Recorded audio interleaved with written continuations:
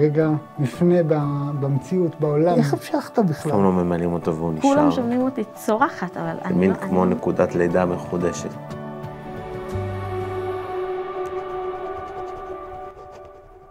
בידיים קפוצות כתבתי, די, אין לי כוח.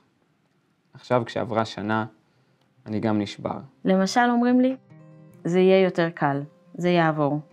והם לא באמת מתכוונים שזה יעבור. הם מתכוונים שאין להם מה להגיד. בשבעה אנשים אמרו לי, זה לא יכאב ככה לנצח. זה הבהיל אותי נורא. הדבר היחיד שיותר מפחיד מזה שהכאב יישאר כמו שהוא, זה שהכאב ידהה, ואיתן עדיין יהיה מת. אני מדבר, אני מרגיש, אני בוכה. אל תזיז לי את מה שאני מכיר. אין לי כוח ללמוד מחדש.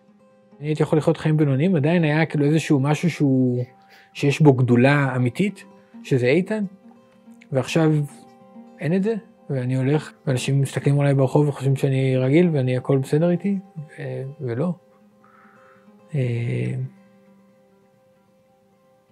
כאילו יש לי איזושהי נכות מאוד גדולה. כל הזמן להיות בדבר הזה, לנסות להיות בן אדם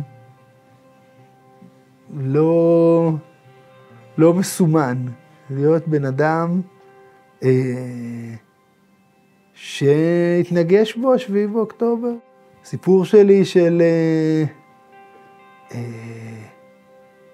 אח של חטוף, ודוד של חטופים, והסיפור שלי ממלא את כל החדר.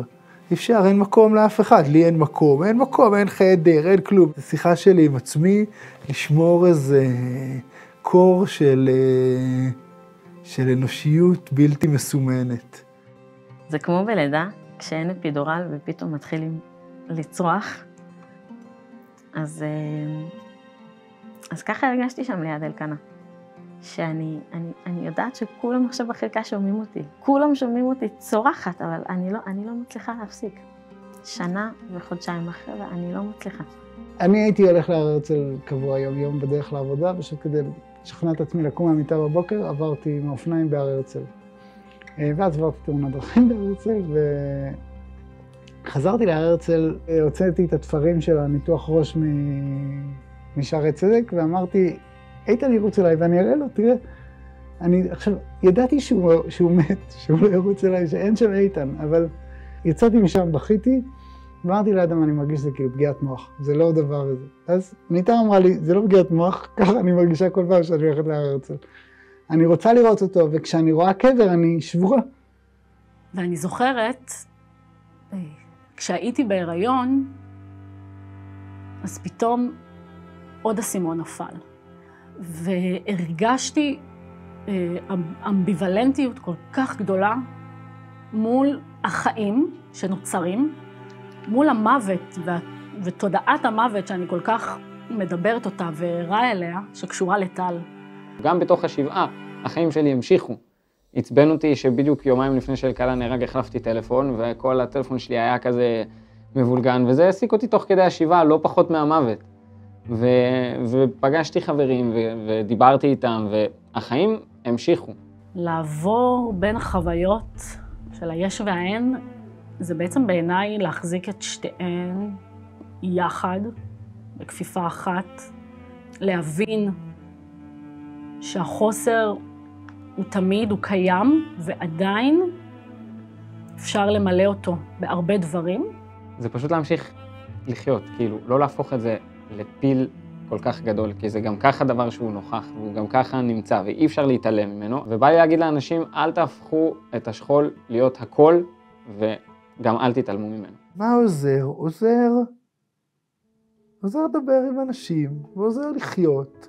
זה שהגיעו אנשים וראו, או נתנו תוקף לכאב ולחור הזה שהיה לנו בלב, ומישהו בא ואומר, כן, באמת, אח שלך נהרג וזה נורא. הידיעה שיש עוד כל כך הרבה אנשים שהרגישו אובדן, אנשים שלא הכירו אותו ויצאו עם דגל הרחוב, אנשים מקריית שמונה שהתקשרו להורים ודיברו על זה, וילדים בכיתה י"א שבאו לראיין אותי בבית. אז זה דברים שהם לא לוקחים את הכאב, לא מעלימים אותו, אבל זה כן תחושה שאתה קצת פחות לבד. כל פנים זה עוד חיבוק. והחיבוק הגדול גם להם וגם לנו, הוא ממלא, כאילו יש איזשהו חלל שצריך למלא אותו בסוף איכשהו. כאילו הסיטואציה של להיות אבא בעולם, היא מכריחה אותך לעוף קדימה. לפני שבועיים היה לי איזה יום ממש ממש קשה, והגעתי הביתה בערב והשכבתי אותו לישון, ופתאום אני פשוט מתחיל לבכות מולו. והוא מסתכל עליי כזה בעיניים גדולות, הוא בן 3 עוד רגע. ואני בוכה, בוכה, בוכה, בוכה, בוכה. והוא כאילו, אני רואה שהוא כזה קצת לא יודע מה לעשות עם עצמו. ואז אני אומר לו, הכל בסדר בארי, אני רק מתגעגע. ואז פשוט התחלנו לדבר על מה זה להתגעגע. גם אתה מתגעגע לפעמים, מה אתה עושה כשאתה מתגעגע? ובמידה מסוימת הוא היה הרבה יותר בשבילי מאשר בשבילו. אבל אם אנחנו חיים, אז הוא פשוט חי איתנו. יש כאלה רגעים בחיים שכל המשפחה ביחד, ואתה ממש מרגיש שהוא איתנו. מתי מתחיל הבוקר? מרטט שעון, מציוץ ציפורים, מהחלום על תווי פניך? מתי מתחילים החיים? מרגע בקיעת הדופק, מהאהבה, מנשיקת מותך? בלב שלי עובדים דחפורים בעבודות אפר. מחלקים לקבוצות את מי שהלך ומי שנשאר. אני רק לומד איך לחיות.